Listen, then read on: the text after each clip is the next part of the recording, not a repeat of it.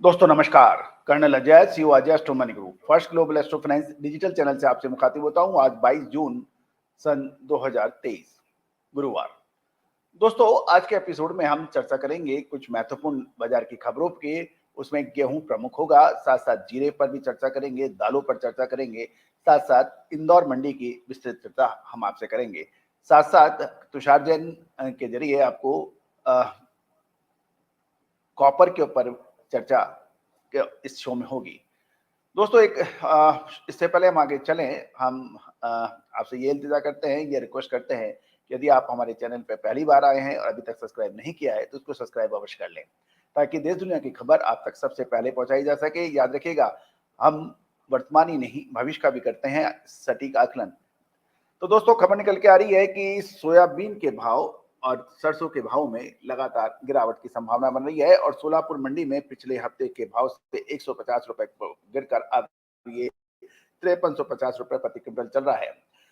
और व्यापारियों के अनुसार खाद्य तेल में भाव कम होने के कारण सोयाबीन की मांग के ऊपर भी फर्क पड़ रहा है। और साथ साथ एक महत्वपूर्ण खबर ये भी है कि महाराष्ट्र सरकार ने किसानों को सलाह दी है कि वे खरीफ की बुआई पे अभी थोड़ा सा ध्यान रोक दें, क्योंकि महाराष्ट्र सरकार ने किसानों को सलाह दी है कि महाराष्ट्र तुअर और चीनी का प्रमुख उत्पादक राज्य माना जाता है और कपास और सोयाबीन में दूसरा सबसे बड़ा उत्पादक राज्य महाराष्ट्र को माना जाता है। महाराष्ट्र में जून में सामान्य बारिश का केवल 11% ही हुआ है और अब तक 1% से कुछ ज्यादा की खरीफ की बुआई पूरी हो चुकी है। गौरतलब है कि गन्ने के ऊपर भी एक महत्वपूर्ण अपडेट आया है कि गन्ने की फसल को 15% तक नुकसान की संभावना बन गई है, क्योंकि महाराष्ट्र और कर्नाटक के अंदर बरसात बिल्कुल कम हो रही है। इससे गन्ने की फसल पे संकट पैदा हो गया है। दोस्तों आपको याद होगा, अल नीनो के अलावा हमने आपको अब हमारी गणनाओं के आधार पर यही कहा था कि देश के अंदर असामान्य बरसात हो सकती है, कहीं न कहीं बहुत कम हो सकती है। चक्रवाती तूफान की वजह से गुजरात और राजस्थान के अंदर अच्छी बरसात चक्रवाती तूफान की वजह से रही, लेकिन देश के बाकी हिस्सों में लगातार बारिश की कमी के समाचार मिल रहे हैं। इससे खरीफ की फसलों को पे असर हो सकता है। तो दोस्तों ये इकोनॉमिक टाइम्स के अंदर आज की एक खबर थी कि महाराष्ट्र सरकार ने किसानों को सलाह दी है कि वो खरीफ की बुआई रोके। तो दोस्तों एक और महत्वपूर्ण बात आपसे ये कर रहे हैं कि 23 जून से 23/6/2023 से हर एवरी फ्राइडे यानी प्रत्येक शुक्रवार को गेहूं के व्यापारियों को अपना स्टॉक पोर्टल पर अपलोड करना पड़ेगा। सरकार ने खाद्यान्नों को तेजी को रोकने के लिए कड़े कदम उठाए हैं, उसमें स्टॉक लिमिट जैसे कड़े कदम भी है। इससे दलहन और खाद्यान्न यानी अनाज के ऊपर महंगाई पर रोक लगने की प्रयास सरकार के हैं। अब ये देखना है कि ये सरकार इन प्रयासों पे कितना कामयाब हो सकता है। एक और महत्वपूर्ण खबर जो निकल के आ रही है कि जीरे की एक्सपोर्ट की डिमांड अच्छी होने से 2000 रुपए की तेजी आ चुकी है और जीरे की अच्छी मांग और कमजोर सप्लाई के चलते कीमतों में तेजी का रुख जारी है। आज जीरा जूनागढ़ मंडी में 2 से 3,000 रुपए बढ़कर 47,000 से 51,900 रुपए प्रति क्विंटल बिक गया। राजकोट, ऊर्जा सहित अधिकांश बाजारों में लगभग 2,000 रुपए की तेजी दर्ज हुई है। चीन के साथ खबर निकल के आ रही है कि यूएई की भी एक्सपोर्ट डिमांड अब सामने आई है, जो आगे और गौरतलब है कि जीरे की फसल में अभी आने का नई फसल में अब काफी समय बाकी है।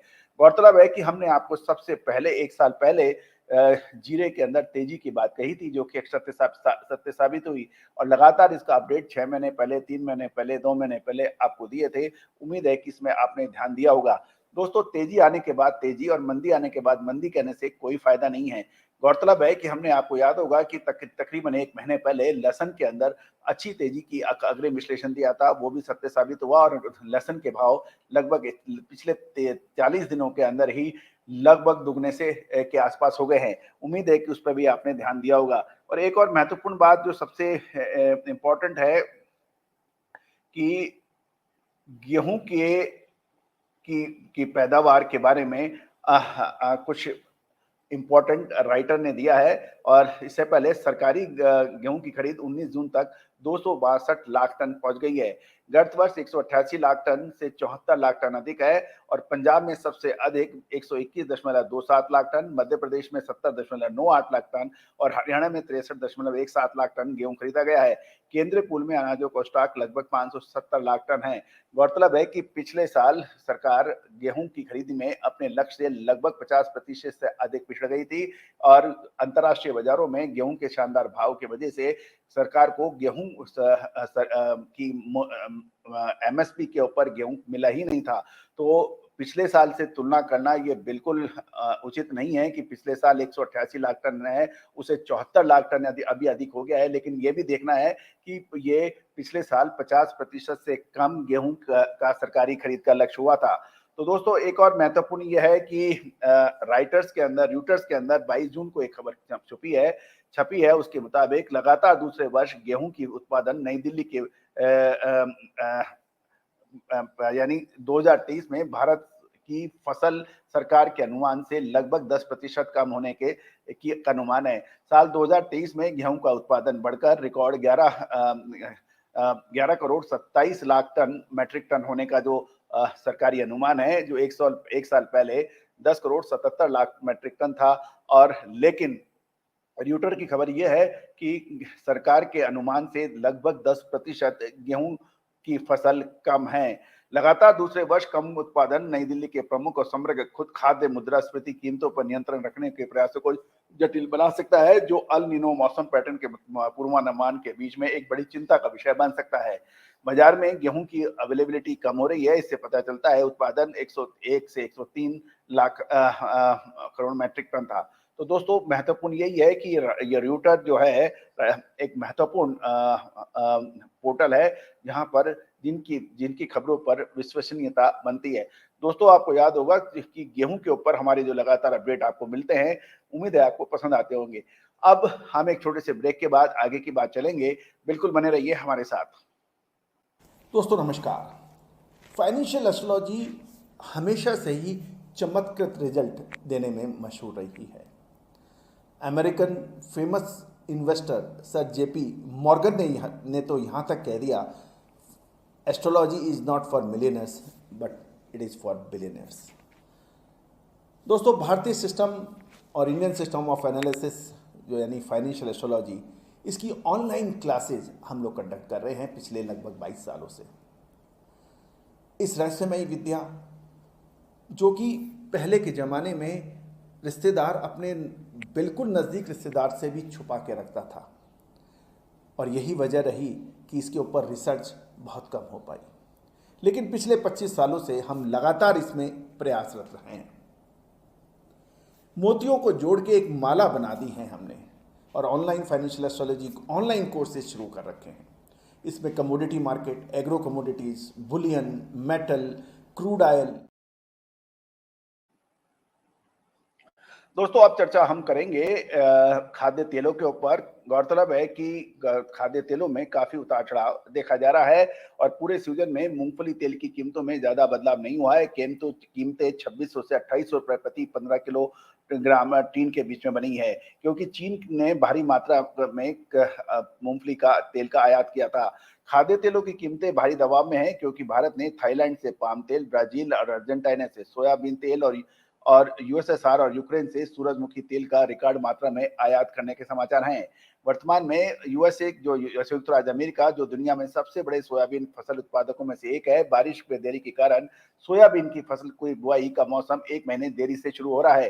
भारत में भी कुछ ऐसी स्थिति है क्योंकि 1 महीने की देरी से बुआई का मौसम प्रभावित हो सकता है और मूंगफली तेल को छोड़कर खाद्य तेल की कीमत लगभग 15 दिन पर के अंदर अब धीरे धीरे अपने न्यूनतम स्तर पर आती जा रही है। तो दोस्तों ये थी बड़ा खबर। और साथ साथ यदि हम देखें मक्का, हरियाणा में एमएसपी से 50% नीचे गिर जाने के कारण किसानों को काफी नुकसान के समाचार हैं। हरियाणा में मक्का के निजी खरीदार 2022-23 के लिए निर्धारित 1962 रुपए की एमएसपी के मुकाबले 900 से 1400 रुपए प्रति क्विंटल पर मक्का की फसल खरीद रहे हैं, इसलिए हरियाणा में मक्का के किसानों को भारी नुकसान उठाना पड़ रहा है। प्रधानमंत्री मोदी जी की अध्यक्षता में आर्थिक मामलों के कैबिनेट समिति के ने अब अक्टूबर 2023-24 में कटाई होने वाली एमएसपी को बढ़ाकर 2090 रुपए देने की मंजूरी की है। ये मंजूरी दी है। ये हिंदुस्तान टाइम्स की एक खबर आपसे शेयर हो रही है। दोस्तों, अब महत्वपूर्ण ये होगा कि आने वाले कुछ समय के अंदर खाद्य तेलों में क्या महत्वपूर्ण परिवर्तन हो सकते हैं। दोस्तों, हर तेजी के बाद मंदी और मंदी के बाद तेजी का ये परिपाटी रही है, लेकिन अगले लगभग 2 महीने अगस्त से पहले कोई विशेष बड़ा मूव खाद्य तेलों में आने की संभावना नहीं बन रही है। दोस्तों, अब हम आपके समक्ष इंदौर मंडी की खबरें आपसे शेयर कर रहे हैं।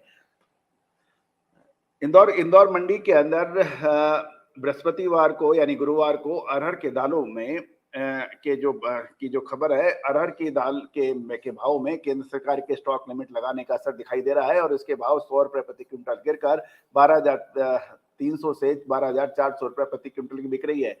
दलहन चना काटा 5100 से 5150 और चना विशाल 4,950 से 5,000 और मसूर 56 से 5625, तुअर निमाड़ी 9,000 से 9,700 और तुअर सफेद महाराष्ट्र 99 से 10,100 के भाव हैं। तुअर कर्नाटक इंदौर के अंदर 10,100 से 10,200 और मूंग 7,300 से 8,300 के भाव बिक रही है। मूंग हल्की 6,800 से 7,200, उड़द 7400 से 8500, हल्का उड़द 3,000 से 5,000 रुपए प्रति क्विंटल बिक रहा है। दालों में इंदौर मंडी के अंदर तुअर अरहर सवा नंबर 12,300 से 12,400, तुअर दाल फुल 12,600 से 12,700 और तुअर दाल बोल्ड 13,600 से 14,300 के भाव है। आयातित यानी इंपोर्टेड तुअर दाल 11,500 से 11,600 और चना दाल 6,650 से 6,950 के भाव हैं। दोस्तों, पाम तेल के भाव में 10 रुपए प्रति 10 किलोग्राम के अंदर गिरावट दर्ज हो रही है और कपास या खली में 50 रुपए से 60 रुपए की गिरावट है। यदि शक्कर के भाव देखें तो गुड़ शक्कर इंदौर में 3780 से 3820, शक्कर एम 3950 से 4,000 रुपए प्रति क्विंटल और खोपरा गोला 105 से 122 रुपए प्रति किलोग्राम बताया जा रहा है। हल्दी के भाव में बड़ी सांगली इंदौर में सांगली क्वालिटी 165 से 170, हल्दी खड़ी निजामाबाद 120 से 140 रुपए प्रति किलोग्राम है। साबुदाना 7,000 से 7,600, पैकिंग में 8,000 से 8100 रुपए प्रति क्विंटल है। आटा मैदा गेहूं पिसा आटा जो है वो 1,360 रुपए, गेहूं दलिया 3,300 रुपए और मैदा 1,370 रुपए है। तिलहन के भाव सरसों में 5700 से 5,900, सोयाबीन 4700 से 5,150 प्रति क्विंटल के भाव बताए जा रहे हैं।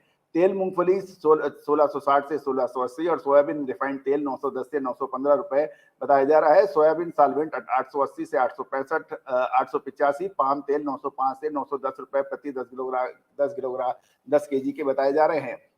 तो दोस्तों, इस साथ साथ चावल के भाव देखें तो इंदौर में बासमती चावल 921, 11,000 से 12,000 और तिबार 9,000 से 9,500 और दुबार 8,000 से 8,600 है। मिनी दुबार 7,000 से 7,750 के भाव हैं। साथ साथ इंदौर किराना बाजारों में कपास खली और पाम तेल के भाव में गिरावट दर्ज हो रही है। दोस्तों, सियारगंज किराना बाजार में गुरुवार को मैदा में ग्राहकी अच्छी रही और खाद्य तेलों के बाजार में पाम तेल के भालों में 10 रुपए प्रति की गिरावट देखी गई। कपास खली में 50 रुपए से 60 रुपए किलोग्राम सस्ती होने के समाचार हैं। तो दोस्तों, ये थे इंदौर मंडी के भाव। तो दोस्तों, एक और महत्वपूर्ण चर्चा हम आपसे ये भी करना चाहेंगे कि आने वाले समय के अंदर अब महत्वपूर्ण कुछ घटनाएं घट सकती है। इसके ऊपर गवार के ऊपर हम आपसे चर्चा करेंगे। पिछले लगभग 2 से 3 दिनों में गवार के अंदर कुछ तेजी दर्ज हुई। इससे गवार सीड के व्यापारी एवं कारोबारियों के चेहरे खिलने लगे और उनको फिर पुनः भाव 6,000 से या 6,000 से ऊपर की बात होने लगी।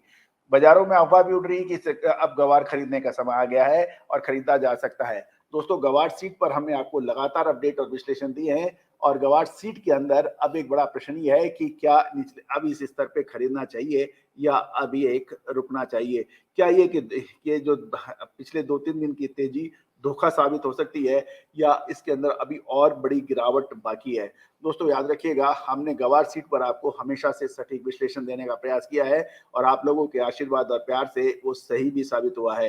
तो दोस्तों यदि आप गवार के एक व्यापारी हैं, कारोबारी हैं या मिलर्स हैं, तो विशेष रिपोर्ट के लिए संपर्क करें, अन्यथा फिर मत कहिएगा कि हमने आपको चेताया नहीं था। अब मैं आपके सामने तुषार जी को आमंत्रित कर रहा हूं, जिन्होंने कल आपको कॉपर के अंदर ऊपरी स्तर से बिकवाली की बात कही थी, जो कि सत्य साबित हुई। तुषार जी, आपका स्वागत है। सबसे पहले तो आपको बहुत बहुत बधाई कि कॉपर के अंदर ऊपरी स्तर से काफी करेक्शन आया है।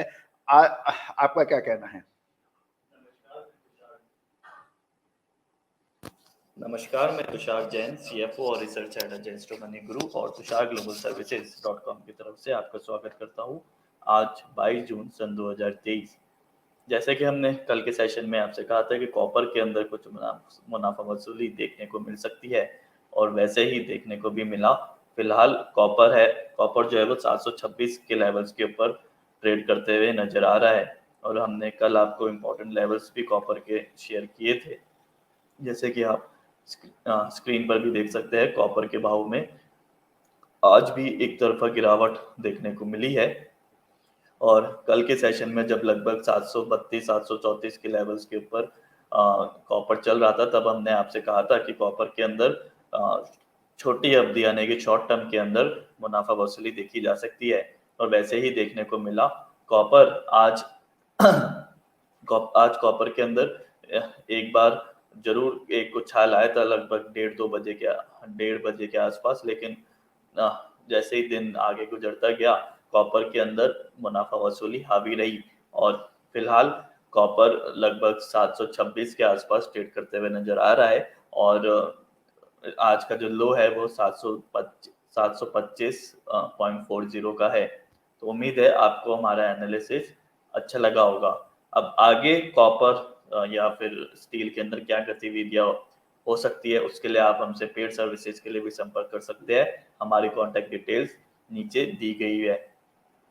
अब आज के एपिसोड में हम चर्चा करेंगे भारतीय शेयर बाजारों के बारे में और भारतीय शेयर बाजारों के बारे में चर्चा करें तो हम उससे पहले हम आपको याद दिलाना चाहेंगे, हमने हमारे दिन के एपिसोड के अंदर आपको पब्लिक सेक्टर बैंक्स के लिए चेताया था और आपसे कहा था कि पब्लिक सेक्टर बैंक्स के अंदर कुछ मुनाफा वसूली देखी जा सकती है शॉर्ट टर्म पर्सपेक्टिव के अंदर और वैसे ही देखने को भी मिला।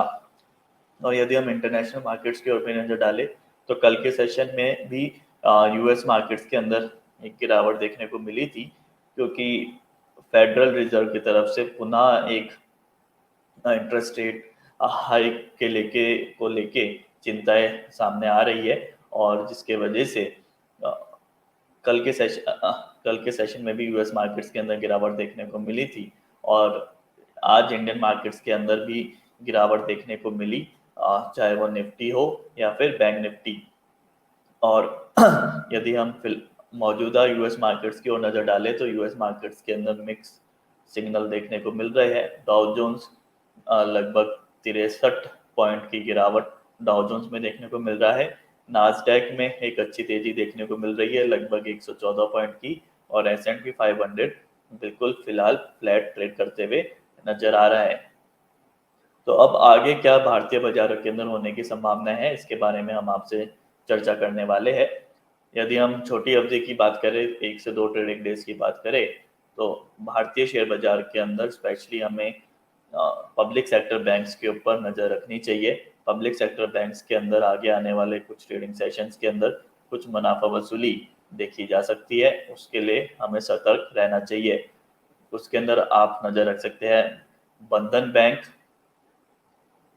बैंक ऑफ बड़ौदा और एसबीआई जैसे स्टॉक्स के ऊपर सतर्कता बरतने की फिलहाल सलाह रहेगी। और यदि आप छोटी अवधि के ट्रेडर हैं तो आप अपने प्रॉफिट बुक कर कर चले तो ज़्यादा बेहतर रहेगा और कोई भी बड़ी पोजीशन फिलहाल वीकेंड के द्वारा ना ले तो बेहतर रहेगा। और पब्लिक सेक्टर बैंक्स यानी कि सरकारी क्षेत्र के जो बैंक्स है उनके अंदर अभी फिलहाल सतर्कता और सावधानी बरतने की ही सलाह रहेगी। तो दोस्तों तुषार जैन का कहना है कि पब्लिक सेक्टर यूनिट यानी सरकारी क्षेत्र की के बैंकों पर सतर्कता बरतनी बेहतर रहेगी। इसके अंदर कुछ करेक्शन की संभावनाएं एक नजर आ रही हैं। तो दोस्तों एक और महत्वपूर्ण मैं बात आपसे कहना चाहूंगा, ये सभी जानकारियां आपको महज ट्रेनिंग, एजुकेशन और रिसर्च पर्पज के लिए आपसे शेयर की जा रही है। किसी भी प्रकार का कोई डिसीजन लेने से पहले आप स्वयं का विवेक और अपने फाइनेंशियल एडवाइजर से अवश्य राय कर लें। किसी भी प्रकार की लाभ या हानि की जिम्मेदारी हमारा चैनल नहीं रहता है। डिस्क्लेमर्स भी आप देखिए कि we don't have any personal position in any of the commodities और सिक्योरिटीज डिस्कस्ड अपॉन। तो दोस्तों आप हमारा स्टैंडर्ड डिस्क्लेमर्स बहुत ध्यान से पढ़ लें, और यदि आप हमारे स्टैंडर्ड डिस्क्लेमर से सहमत हैं तो ही आप हमारा ये प्रोग्राम देखें। दोस्तों आप इसी के साथ साथ मैं आज आपसे विदा लेता हूं और कल शाम के समाचारों में आपको पुनः आमंत्रित करता हूं। आपके सुझाव आमंत्रित हैं। आप दिए गए नंबर पर आप हमसे चर्चा कर सकते हैं, बातचीत कर सकते हैं। यदि आपको कोई विशेष रिसर्च रिपोर्ट हमारी टीम के जरिए आपको पेड रिपोर्ट चाहिए तो नंबर स्क्रीन पे आपको दिखाए जा रहे हैं। नंबर एक बार आप पुनः ध्यान से देख लें और नोट कर लें। 9414056705 और 9818310203। नंबर एक बार पुनः सुने, 9414056705 और 981833310203। All the very best, good luck, शुभ रात्रि।